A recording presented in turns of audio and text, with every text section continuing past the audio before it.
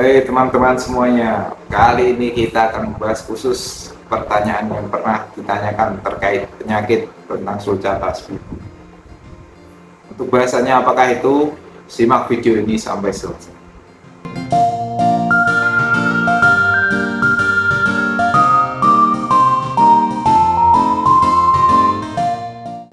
Oke, tidak usah berlama-lama lagi. Untuk video kali ini kita akan membahas tentang bladder stone. Apa itu bladder stone?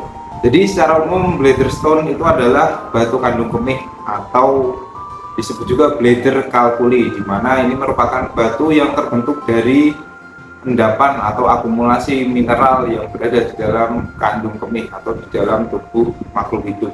Nah, apa itu mineral? Jadi mineral adalah senyawa non-organik yang dibutuhkan oleh tubuh untuk proses metabolisme dan fungsi tubuh yang optimal.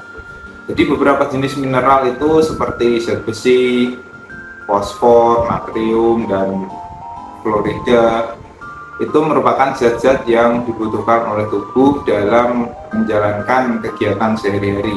Nah oke, berikutnya kenapa bladder stone ini bisa terjadi pada kura-kura sulcata kita atau khususnya pada reptil-reptil lainnya.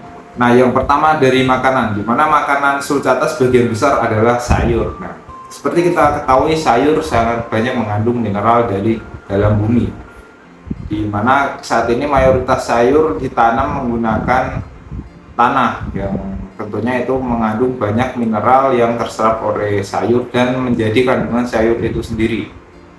Terutama mineral yang sangat tinggi pada saat ini contohnya adalah seperti natrium dan zat besi, itu merupakan mineral yang berpotensi menyebabkan bladder stone apabila terakumulasi dan tidak bisa dikeluarkan.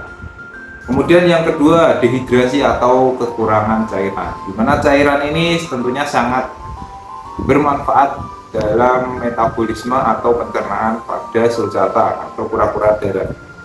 Dengan metabolisme yang bagus tentunya sulcata akan sangat sering mengeluarkan uret, pup, dan air kecil atau kencing, di mana ketika mengeluarkan pup atau buang air kecil itu akan dibantu juga atau membantu mereka untuk bersamaan mengeluarkan urets, di mana urets sendiri adalah kandungan kalsium yang belum terakumulasi dan masih bisa berbentuk cairan atau berbentuk bubuk.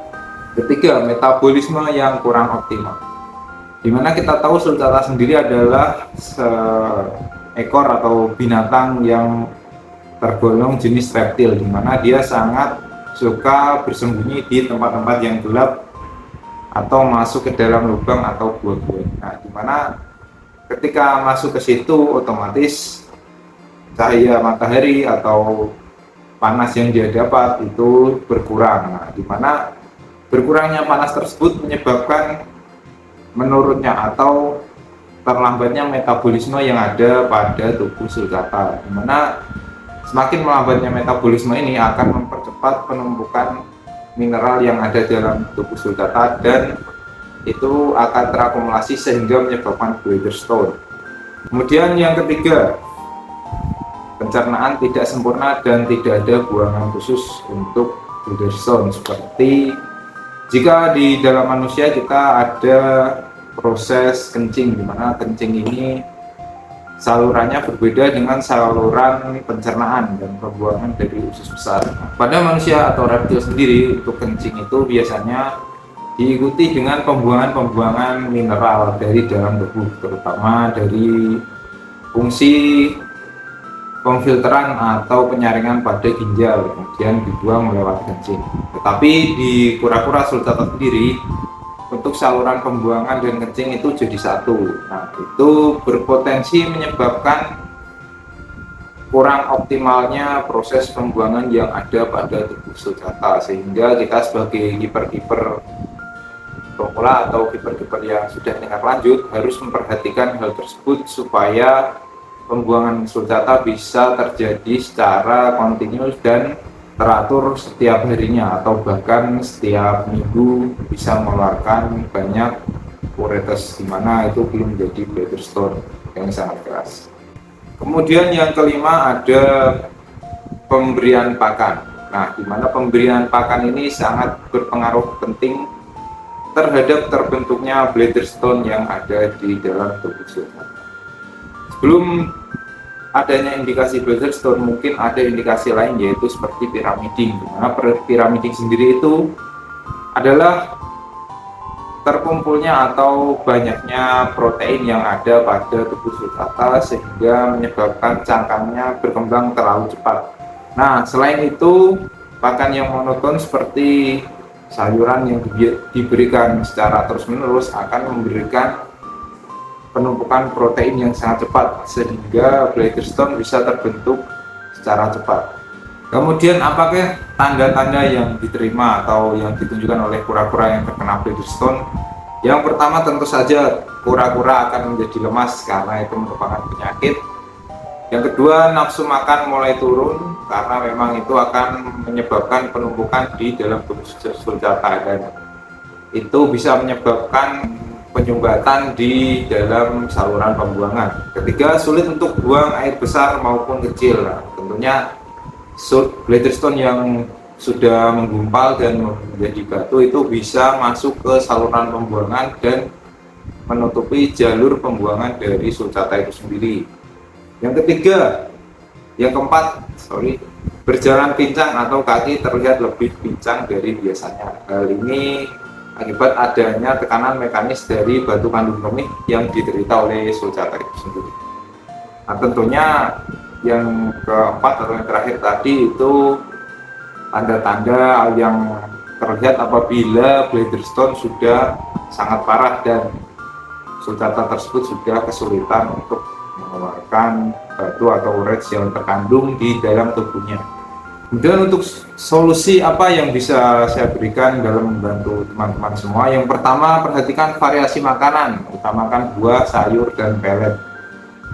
Kita bebas mengkombinasikan 3 bahan makanan tadi, bisa diberikan bertahap, yaitu sekitar seminggu bisa kita bagi menjadi 3 kali makan itu, atau sehari kita berikan ketiganya dengan komposisi yang berbeda-beda. Tentunya kita sesuaikan dengan ukuran dan kapasitas kura-kura yang kita miliki.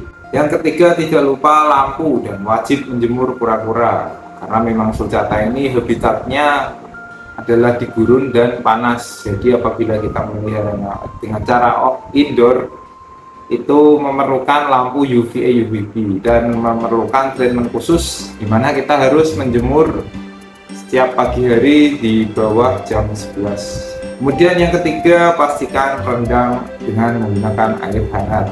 Nah, di mana ketika kita merendam dengan menggunakan air hangat ini akan membantu menghancurkan kandungan mineral-mineral yang ada dalam tubuh sulcata dan itu bisa dikeluarkannya dalam bentuk uret atau bisa dibantu ketika dia kencing. Yang ketiga, gunakan reptile stone breaker, di mana reptile stone breaker ini merupakan zat atau vitamin tambahan yang berupa zat kimia, di mana ini kita bisa memberikan dengan cara menyemprotkan ke makanan sulcata kita seperti sayur atau buah. Bisa kita tambahkan dengan cara menyemprot reptile stone breaker. Untuk reptile stone breaker ini kandungannya bisa membantu sulcata kita dalam mengeluarkan bladder stone melewati saluran pembuangannya. Tentunya bladder stone yang keluar itu masih dalam bentuk uret, jadi dia bercampur dengan cairan atau mungkin dengan minuman yang telah dikonsumsi oleh sulcata kita. Kemudian untuk solusi terakhir, apabila sudah terlalu parah dan dirasa sulit untuk ditangani, pastikan segera atau lakukan pertolongan dengan cara membawa ke dokter hewan. Biasanya untuk dokter hewan dia akan melakukan operasi atau pembedahan untuk pengambilan batu yang terakumulasi pada sulcata yang kita miliki. Nah, mungkin untuk pengalaman atau kondisi-kondisi seperti itu dokter hewan tentunya lebih paham dan dia akan membantu kita dalam menangani sulcata kita yang sedang sakit. Oke, berikut ini saya akan menampilkan video bagaimana ketika kura-kura saya mengalami bladder stone, di mana dia akan kesulitan dalam membuang kotoran dan buang air kecil. Nah, ketika terkena bladder stone ini, kura-kura kita tentunya akan berusaha mengeluarkan lewat saluran pembuangan. Nah, ketika berusaha mengeluarkan bladder stone tersebut, kita bisa membantunya dengan cara mencongkel atau mungkin meredam dengan air hangat, atau bisa juga menyemprot dengan menggunakan reptile oil. Nah, untuk video selengkapnya saksikan video berikut ini.